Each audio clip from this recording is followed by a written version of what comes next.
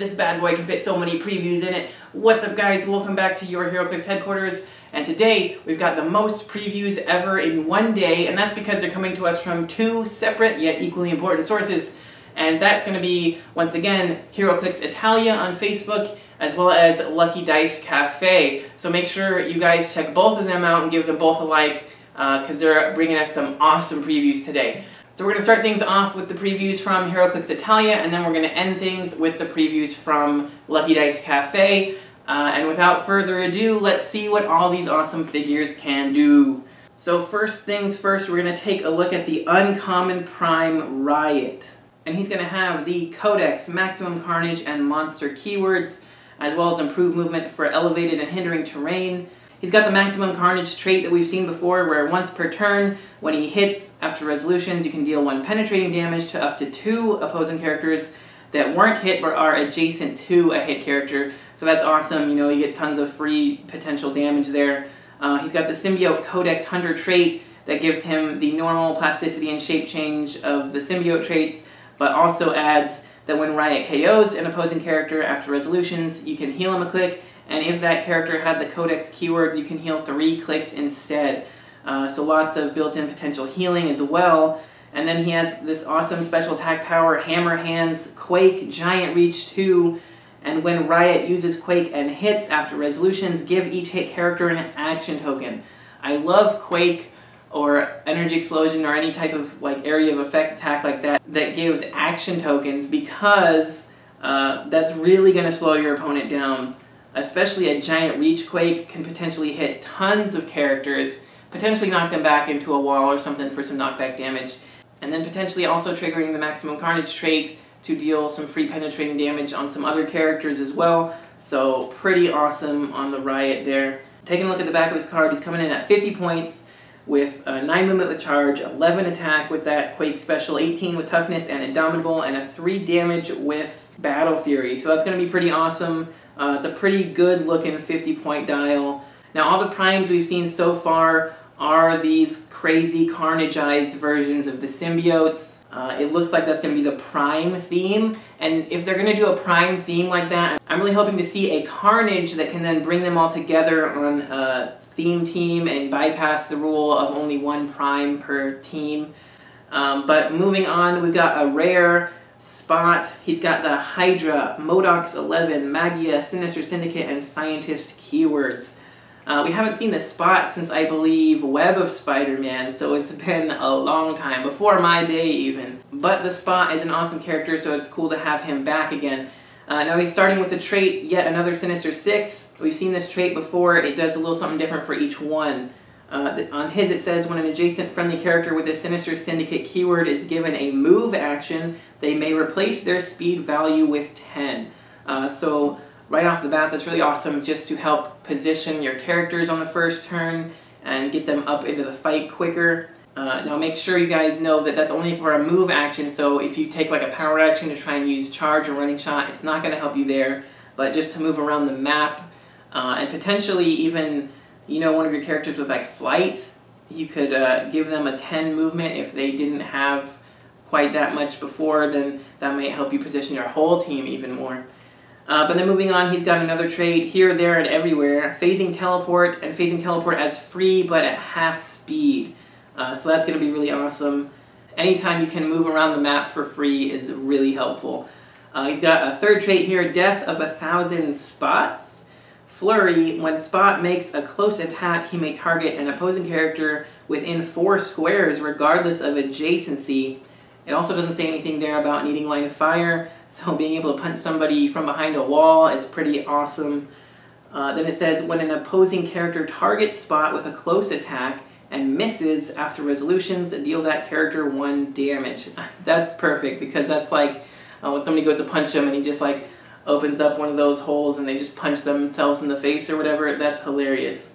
He's got the Sinister Syndicate team ability as well. And then taking a look at his dial there, he's got the 10 movement with stealth, 10 attack, 18 defense with super senses and indomitable, and a 2 damage with outwit for only 50 points.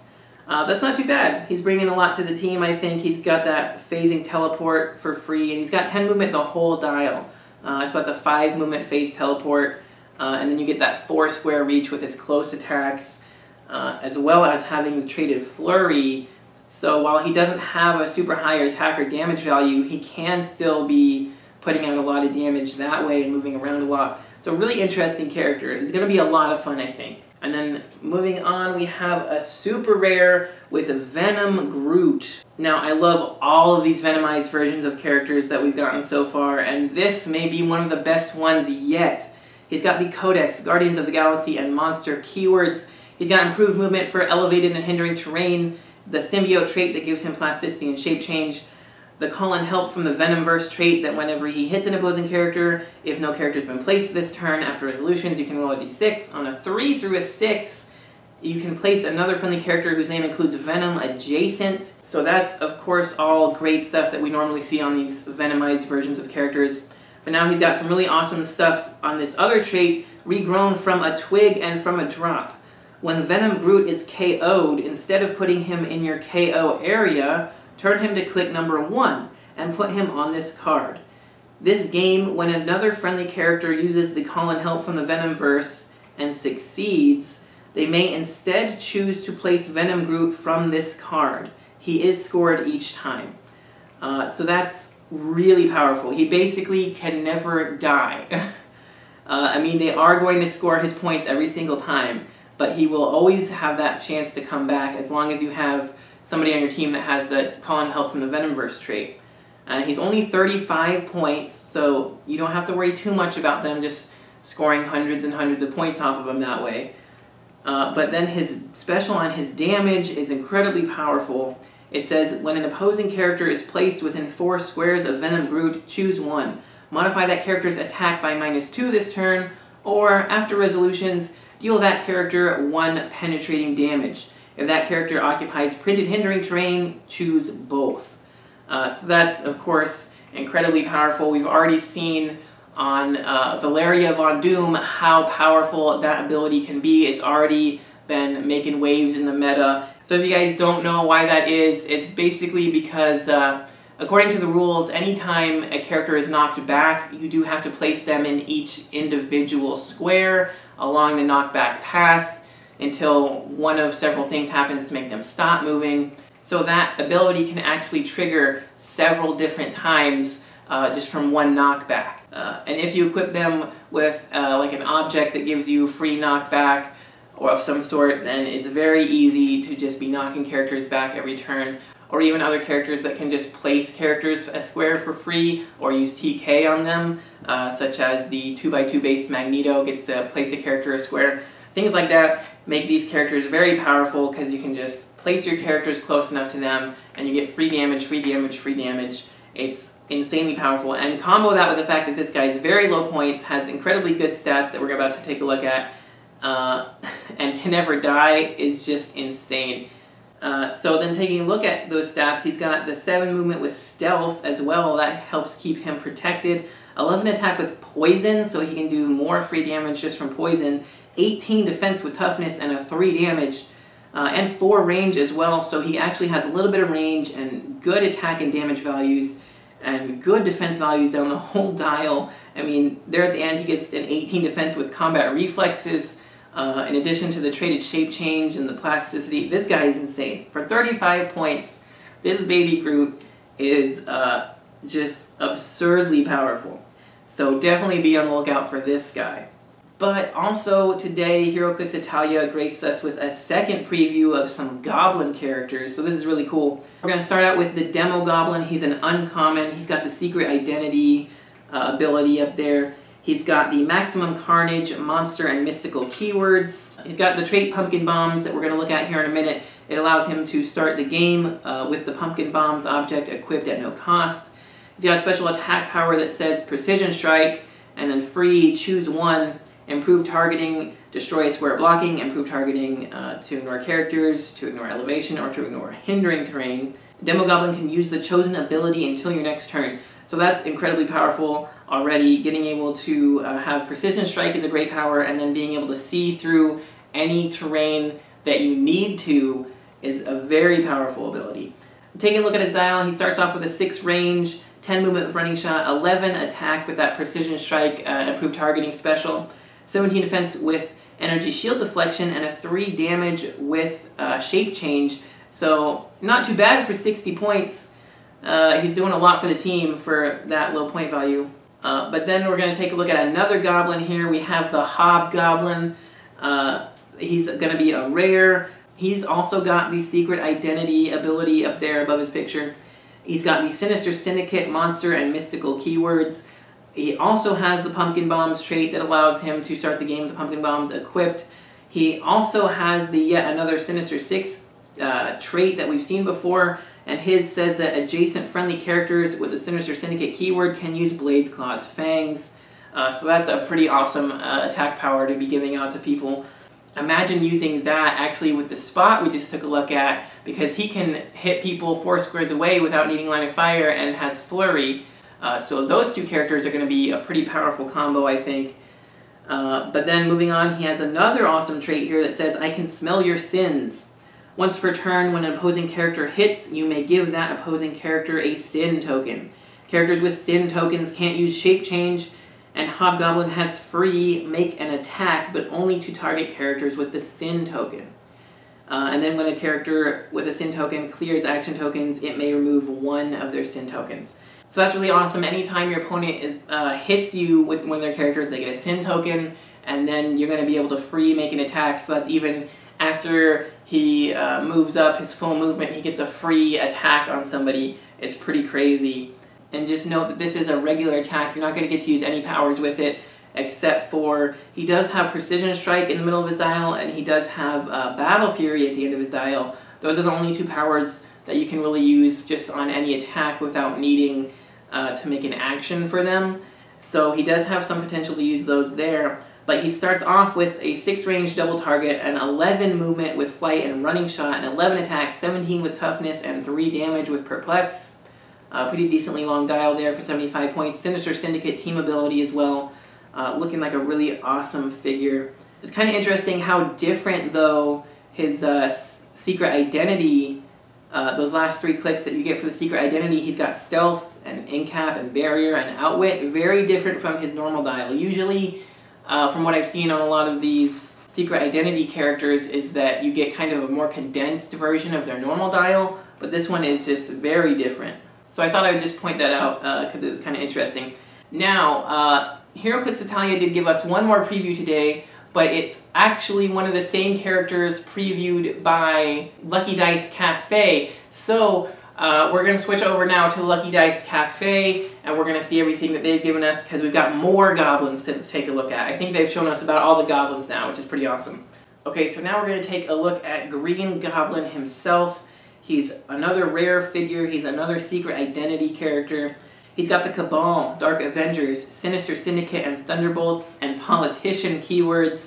It looks like this is going to be Norman Osborn or Harry Osborn. I think we're getting both of them in the set, so I think both of them will have a secret identity version for this character, which is awesome. He's got, again, the Pumpkin Bombs trait that allows him to start the game with the Pumpkin Bombs equipped, which we'll take a look at next. He's again got the yet another Sinister Six trait that says adjacent friendly characters with the Sinister Syndicate keyword modify their attack +1 or +2 instead if targeting a character with the Spider-Man family keyword, which is going to be really awesome now because if you guys have taken a look at most of the chases in this set, basically everything is Spider-Man family now. And any generic keyword can be brought into the Spider-Man family. So this actually has a lot of potential to be used. I think even in like a meta game, a lot of people are probably going to be playing, or at least trying to play, some Spider-Man family now. So you're going to see a lot of Spider-Man family all over the place. So this guy being able to give +2 attack against all Spider-Man family is going to be pretty useful, I think. And that's going to be on top of the fact that you can, replace their attack value to an 11 with Sinister Syndicate team ability, and then you get a +2. Your whole team could easily have a 13, which is pretty freaking awesome. But moving on, he's got a special attack power, a bomb for any occasion, Precision Strike, but may use it when attacking 2 or more characters. And then it says, when given a ranged destroy action, Green Goblin may destroy up to 3 objects and or pieces of blocking terrain, but he still needs line of fire to each. That could definitely come up in certain situations if they lay out a bunch of objects. If you can manage to maybe TK this guy out and running shot use a destroy action or something that could be pretty interesting to blow up 3 objects at once, or even just 3 squares of blocking terrain is pretty nice. Gives you a huge opening against those like barrier type teams. Very interesting stuff on this guy. He starts off with a 6 range triple target, 11 movement with running shot and flight, 11 attack with that special attack power, 18 defense with toughness, and 3 damage with leadership. 75 points. He's got the Sinister Syndicate team ability as well.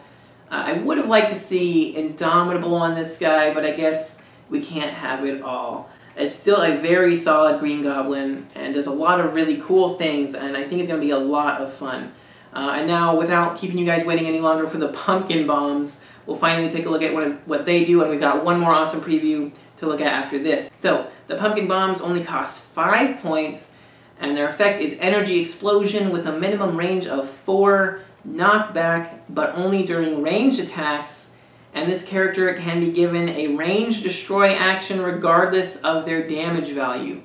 So that's going to be great. That, of course, combos best with that rare Green Goblin we just took a look at, being able to destroy 3 squares of blocking terrain, regardless of needing actually a 3 damage or better. And having that Energy Explosion comboed with his multiple target Precision Strike is going to be extremely powerful.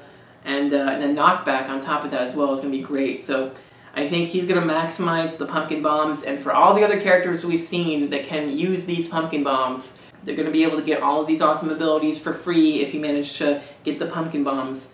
So it's really going to, I think, up their playability as well and allow them to do some really cool and interesting things too. And now the last thing we're going to take a look at is one character I've been waiting so long to see. Besides Null, he's probably my second most anticipated super rare right now. And that's the Red Goblin. He's going to be a super rare. He's got this secret identity mechanic there as well. He's got the Codex, Maximum Carnage, Sinister Syndicate, and Monster keywords. He's got a trait, Carnage, Symbiote, and Pumpkin Bombs. Red Goblin may start the game with the #1 Pumpkin Bombs or the #6 Carnage Symbiote equipped at no cost. If you paid 110 points, Red Goblin can equip both and may start with both equipped. So that is freaking awesome. That's actually exactly what I was hoping that they would do, because I knew that the Carnage Symbiote would be in the set, and I knew that the Pumpkin Bombs would be in this set, and I was like, wouldn't it be so cool if they allowed him to equip both of those? I actually was hoping they'd allow him to equip the Goblin Glider as well from the Earth X set, but I guess that would be pushing it a little too far. But then he's got another trait. That's Norman Osborn in the Carnage Symbiote. Steal Energy. Opposing characters with the Spider-Man family keyword decrease their D6 roll for super senses by -1. So again, like I just talked about, there's going to be tons of Spider-Man family around after this set. So being able to -1 to all of their super senses is going to be extremely helpful. And it's also just such a perfect effect for a character like this to have. Then he also has a special defense power, Symbiote Armor. Invulnerability, Red Goblin can reduce penetrating damage. So that's great. That's almost as good as just having Invincible, but I'll let it slide. It's really cool still. And then he's also got another special on his damage that says, everyone you ever loved, Parker, they're all dead. Exploit Weakness. When Red Goblin KOs an opposing character after resolutions, opposing characters that share a keyword with that KO'd character modify combat values -1 until your next turn. So again, if you're going against a theme team, maybe a Spider-Man family theme team or anything else, if you KO a character, then all of your opponent's characters on their team that share a keyword with that character are going to get -1 to all of their combat values to your next turn. So with him, you're really going to hope to put in the finishing shot on a character to make sure he KOs them, because then your whole opponent's team potentially could get a -1 to all of their combat values. That means attack, defense, damage, range, movement, everything. So that's super powerful if he manages to KO somebody. Now taking a look at his dial, he's got a 5 range double target, which is going to help with that energy explosion from the Pumpkin Bombs. He's got a 12 movement with charge, an 11 attack with blades, claws, fangs, 18 defense with that invulnerability special, and a 4 damage with that exploit weakness special. He's also got flight and Indomitable and the Sinister Syndicate team ability. Now that's at his 110 point line, so you're also going to be able to equip the Pumpkin Bombs and the Carnage Symbiote. And what I want to take a look at real quick is I've noticed that he does not have the symbiote trait that all other symbiotes in this set have that grants you the plasticity and the shape change. I'm guessing that's because the Carnage symbiote is going to give you that. It's going to give you that plasticity and that shape change that the symbiote trait normally gives you. And I'm guessing it's going to add something else onto that, because the Venom symbiote from the Earth X set gave us the plasticity, the shape change, and the automatic breakaway that they used to include in the symbiote trait.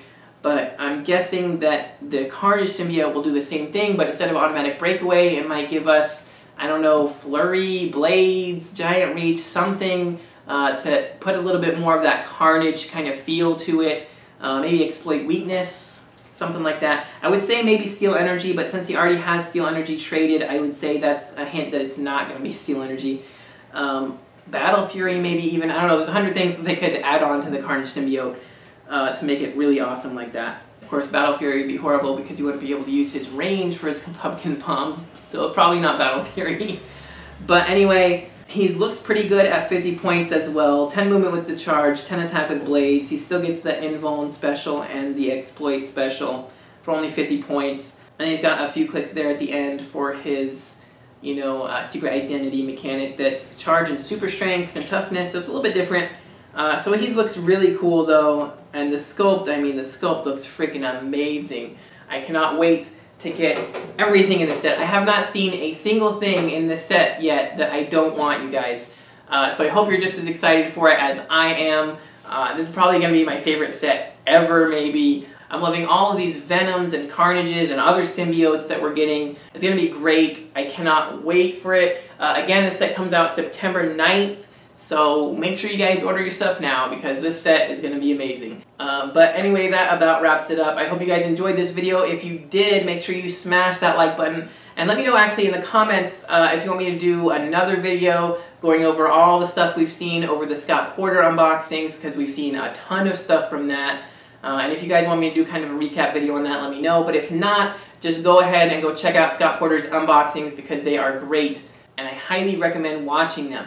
But if you don't want to miss any awesome previews, make sure you click that subscribe button so you don't miss any future videos. And if you guys want to see your name here in the credits and you want to help support the channel, then there's a link in the description to the Patreon. So go check that out if you're interested. It'd be super awesome if you did. But anyway, thanks again for watching, you guys. And until next time, this has been Heroclix Headquarters, signing off.